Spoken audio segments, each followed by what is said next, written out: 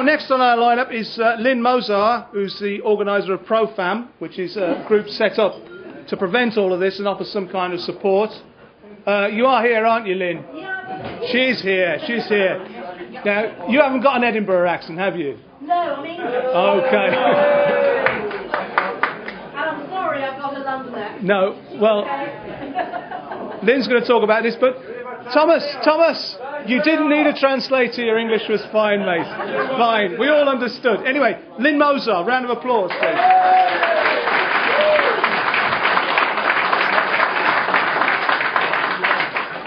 Hello, my family. Right, I'm Lynne Mozar of ProFam and the World at 8. My talk is about crop, their attitude to Muslim grooming, and how it is portrayed to the public and the media. My name for the Muslim groomers is the Untouchables, but this soon will change. Now, there is an organisation that was formed in 1996 called the Coalition for the Removal of Pimping, CROP. It is the only organisation of its kind in the UK. It is funded by the UK Lottery and is supported by, amongst others, Comic Relief, the Leeds Community Foundation, and many very, very big trusts. Now, when Nick Griffin asked me to help with ProFam, he gave me the name of CROP to investigate. As luck would have it, CROP was having a conference on the 9th of November 2011 in Leeds, which Nick wanted me to attend in the ProFam name, not in the name of the British National Party. As luck would have it, the week before the conference, in fact only 2 working days before it, there was a programme on Channel 4 titled Sex Gangs of Britain. Anyone see it? I watched this hoping that the actual root problem of Muslim grooming would come up. It did, but with the whitewash that only our media could achieve whilst appearing to be unbiased. What follows is a talk on my findings on the Channel 4 programme and the CROP conference. I will also highlight the official CROP report which arrived a month ago on my desk. It was no mistake to air this programme so near the CROP conference. In fact, all the people who had appeared in that programme appeared with monotonous regularity as speakers. The opening of this programme was promising. The commentator, Kazeen Ahmed, rightly stated that these particular groomings are vicious and premeditated, and there are around 10,000 children at risk of being exploited. This abuse, which I will cover later in this talk, takes place over whatever time it takes to get these young girls totally enthralled to their boyfriends. It can take months or years. These girls are taken from all strata of society, from those who have parents or single parents and are less than knowledgeable of their daughters' whereabouts, to those families who are united and stable. The fact is, it can breach all ethnicities and religions, excepting those of the Muslim faith, which was not touched upon. There is not one record of a young Muslim girl from a Bangladeshi Pakistani community having been groomed for prostitution. If a form of sexual grooming does exist in these communities, it does so within the family and is not publicised or recorded. Channel 4 was very clever in getting a female Muslim reporter because obviously the members of the Muslim community who were approached would never speak to a European reporter. But actually they had very little to say to one of their own kind, as it turned out. The towns of Derby, Rotherham and Keighley were mentioned on this programme. The girls were approached usually either within the school system or outside the gates by some boys from the British, Pakistan, Bangladeshi community. You will hear a lot about community throughout. They are what I describe as the prime groomer. The girls are usually between the ages of 12 and 16. The boys are charming and do their job extremely well. They form a trust, usually one-to-one, and then, at an appropriate time lapse, introduce the girl to an elder brother, uncle or family member. This is when the serious grooming starts. Spliffs, vodka and Red Bull form the basis of the grooming, plus the fact the girls are made to feel special and loved. Small gifts are given and they are encouraged not to tell their parents of their newfound romance. This obviously does not end well for these children. When they have been softened up, they are taken to a party house where the boyfriends and their older relatives take turns with her, sometimes for hours at a time. What follows is that they are pimped out to anyone who pays, usually from that community, and if they show signs of reluctance, they are threatened with injury, or worse still, their mothers and sisters are threatened with rape. Also, of course, they will also lose the love of their life. At this later stage, the heavy drugs are introduced to keep them docile. It is a highly practiced and insidious form of prostitution. To these young men, the girls they prey upon are, and I'm quoting here, white slags who know no better. They would end up walking the streets anyway. Every hole is a goal. They are fair game. Now, in the case of number one, of course, this applies to white children, but it has been known that this grooming takes in Hindus, Sikhs and West Indian children as well, all of whom are fair play. This aspect was not raised on the Channel 4 or at the Crop conference. There was a harrowing story of Chloe, real name not used for fear of retribution to her family from the community. She was 12.5 years old when the grooming started. It lasted 4 months. It was boys of 14 to 15 years old who first approached her. In her words, she was just having a right good laugh. This laugh ended abruptly when she was gang raped at 13, with one of the boyfriends holding her legs and the rest of the gang holding her down for their friends. This continued for many months, and they always dropped her home before 11 o'clock to prevent her mother worrying. Although this programme did acknowledge the participation of a few of the Asian Muslim community on this, and I'm quoting Asian because that's what they said, it was swept under the carpet completely, and subsequently various reasons came out for the so-called understanding of these crimes from, yup, you guessed it, the community. They interviewed Shakil Aziz, youth worker from Keighley, who also spoke at the Crop conference. Shakil stated he was trying to bring Islam into the problem. There was obviously a hastily constructed sex education forum for young Muslim boys. These turned out to be an average age of 25, rather old for sex education, I would have thought. They were... You don't know that time, you're never going to. They were very polite and wholly rejected the idea of their community being involved and said it was disgusting. One said a true Muslim would never groom these girls. They interviewed the father of 2 of the jailed groomers, who stated that it was the parents' fault and that they should have known where their daughters were going. Not a very compelling argument. Again, no sympathy or empathy from him at all. Andrew Norfolk, the Times journalist. What a nasty bit of work this one is. He really showed his true colours at the conference. On the programme, he did admit there was a pattern forming, but stopped short of the obvious cultural and religious connotations of these crimes. His pal, Lord Ahmed, who for change did not speak at Crop, brought forth the official view. He said the number of groomers was small compared to the amount of Pakistani Kashmiri communities, apparently totalling 1.2 million in the country. No empathy again. Next from the Muslim community was Imam Alias Kamani, who is the director of Street, which is Strategy to Reach, Educate and Empower Teenagers UK Limited. His reasoning was that young British-born Pakistanis have arranged marriages with girls from Pakistan, whom they've never seen before and have little in common with. This, of course, allows them to lead a double life, seeking love elsewhere, alias an accepted subculture. His excuses were, to his mind, wholly justified. Reporting this crime has its problems as well. A British parent was interviewed, very briefly, and he said the authorities did not see it as rape, but then the police became very interested when they realised it had a racial problem. Another parent was interviewed was concerned over her daughter of 12 and asked the social services for help, and they were not interested because of the racial aspect. It is apparent that as soon as one brings the fact in that the groomers are usually Muslim Asian, the authorities back off. 3 out of 4 authorities do not even acknowledge this problem exists. It was a programme that needed to be heard and seen, but still the basic problems have not been addressed. At least Channel 4 did acknowledge the fact that the Asian Muslim communities are heavily involved with these cases.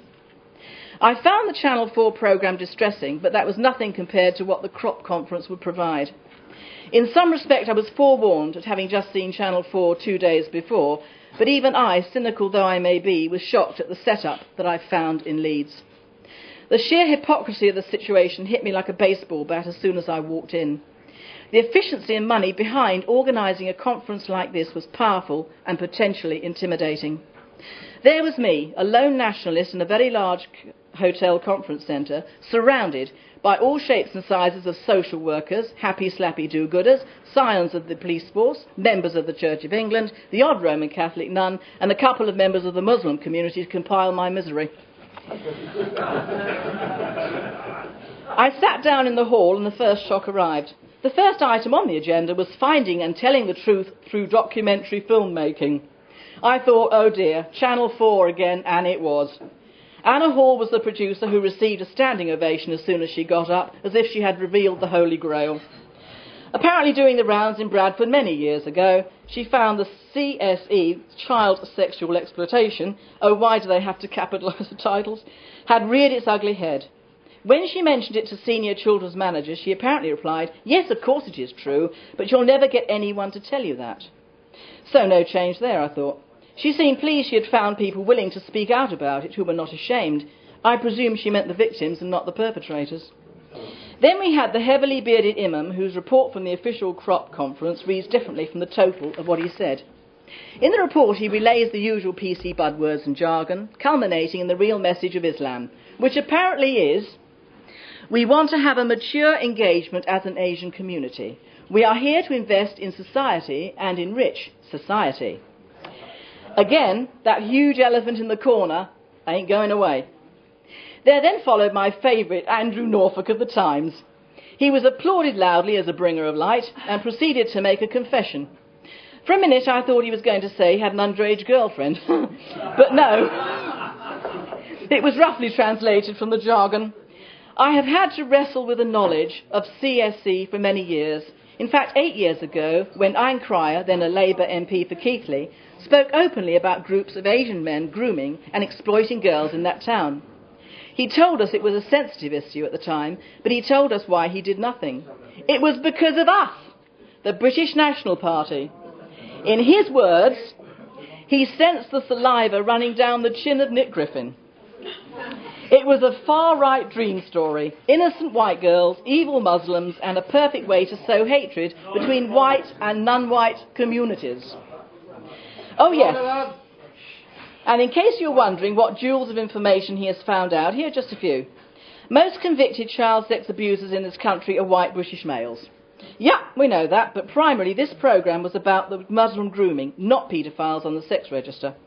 He encapsulated white British, Kurdish, Afghan, Bangladeshi and Afro-Caribbean groups have all been linked to CSE crimes. Most networks in the north, though, have involved British Pakistanis, but of course most British Pakistanis are not part of the CSE network. Wrong. In this particular form of sexual grooming, they are usually British or illegal Muslim Pakistanis. There follow stories from what I've termed the survivors. I have selected one for you to hear. Now, the press who were present were actually sent out when this story was aired, which I think defeats the whole object of having the press coverage. The woman I was sitting with said it was probably because of retaliation from the Muslim community. This lady spoke of her daughter, who thankfully is now well and back home. Her case has taken many years to recover from and talk about. The first she knew of anything was amiss was when she was rung at work and was told her daughter had tried to commit suicide by jumping over a motorway bridge on the 27th of January 2010. She was alive but had landed on her feet, which meant her ankles and legs were broken and she might never walk again. To cut a long, sad story short, the mother gradually learned of her daughter's secret life. She had been approached in February 2009 by a youth, the prime groomer. She had been groomed, raped and pimped out to his older friends and family. A few days before her attempt at suicide, she had found out she was pregnant. She told her boyfriend and told him she wanted to keep the baby. What followed is apparently typical. She was taken up to a bedroom in a house, repeatedly raped by him and his friends, and then because she wanted to keep the baby, they hit on her stomach to make her abort. This did not work, so she was taken somewhere where an abortion was performed. It was after this she decided to take her own life. Even when she was in hospital, rigged up to tubes, her boyfriend was bringing in drugs for her. When she was recovering home in a wheelchair, she was still under pressure to come back. The mother and sister were threatened with rape if they interfered. Her daughter did go back, but finally saw the light and is now back home carrying on with her education. Her age, I believe, was around 14 when it started. The fact that this despicable crime was carried out by an unnamed Muslim gang brought no response from the audience at all. I was amazed. They just accepted it as completely normal. In fact, the one awful thing I noticed is that at no time in any of the talks from the survivors or their families, even in the written reports by them, is the religion of the men and boys who actually do the grooming given a name. It is simply never, ever discussed. Even in the survivor stories, there are rarely names of groomers unless they're shortened to Taz or Shaz. At the end of the feel-good factor at the crop, they brought forward Mohammed Shafiq of the Ramadan Foundation. What a man. He made himself unpopular in the eyes of his community in 2007 because he sympathised with two mothers whose daughters had been groomed when he met them on a BBC 5 live programme, and he was receiving death threats. Tough. Any sympathy I had, if any, vanished when he said, "There is a problem when 55 of the most recent convictions were British Pakistani, but it is wrong to say that their community sanctioned these sick crimes. Our focus should be on rooting out these criminals from all communities. Groomers come from all backgrounds and races." Pull the other one, Shafiq. At no time did Charlene Downs or Paige Shivers, another possible victim of the kebab house, names come up, except when during Q's and A's a woman asked about the supposed murder of a girl and the lack of a body. I have never seen an audience turn on someone like that for a question which should have formed part of the so-called conference. She was blindsided and practically bundled out. Now, why we are here and the crux of the matter. Charlene Downs, aged just 14, went missing in 2003. Two Muslims, Ayad Al-Batakiki, whatever it is, Al-Batakiki and Mohammed Rafeshi, were charged with her death. I believe in May 2007 a jury failed to reach a verdict and a retrial was ordered. In 2008 the retrial collapsed because of the words of the IPCC. Police errors in gathering evidence had contributed to the collapse of the retrial. During the investigation, the IPCC stated Lancashire Police's investigation into the schoolgirl's disappearance was handled poorly and unprofessionally. Charlene's body has never been found, and nobody has ever been convicted. Isn't this just disgusting? To think that our country and our authorities have sunk so low that a crime like this has been mishandled and put away out of sight. With so many groups like CROP who are around primarily to bring this out into the open, they do nothing. In fact, they are a hindrance. Groups like CROP put all sexual crimes against children into one large covered package. They put together known child rapists and paedophiles, the Eastern European girl traffickers, and the African and West Indian pimps. I'm not saying that these people should not be held responsible, but somewhere in there is the unmentionable thing, the fact that whilst not all Muslims are groomers, most groomers of underage girls are Muslim.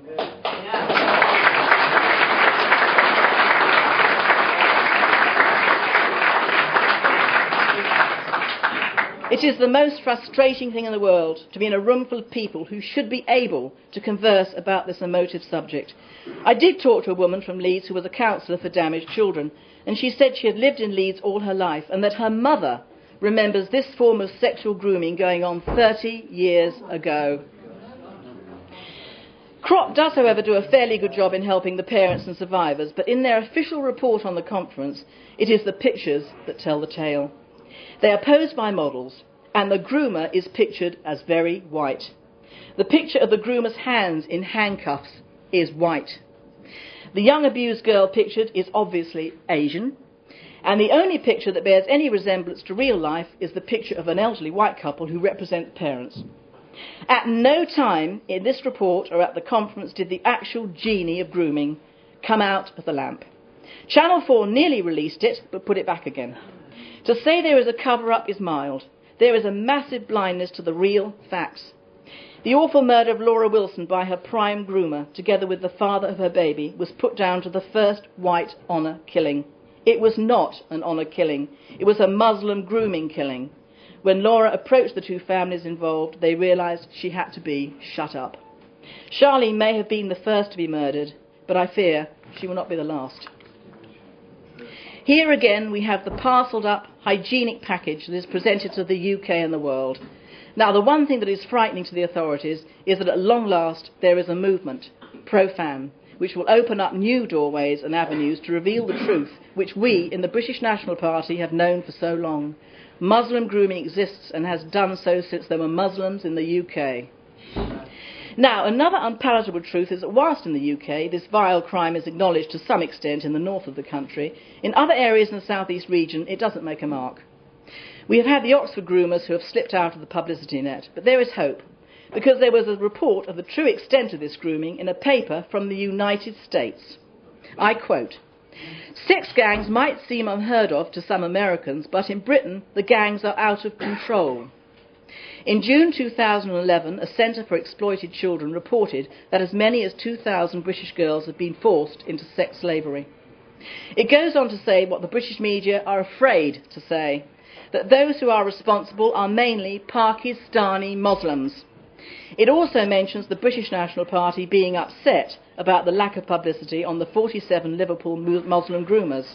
We are portrayed as the good guys in the Tennessean paper, not the raving maniacs that our own people do. Unlike CROP and the other government setups, we at ProFam will not rest until the truth is known and our people are warned of what could and will happen if we do not curb immigration and the Muslim colonisation of this country. If we do not bring changes that are needed, the British social and justice structure will disappear forever. The murderers of Charlene will vanish into the melting pot, and so will the long sought after answer to the death of this child. Charlene will not be forgotten. Thank you for listening.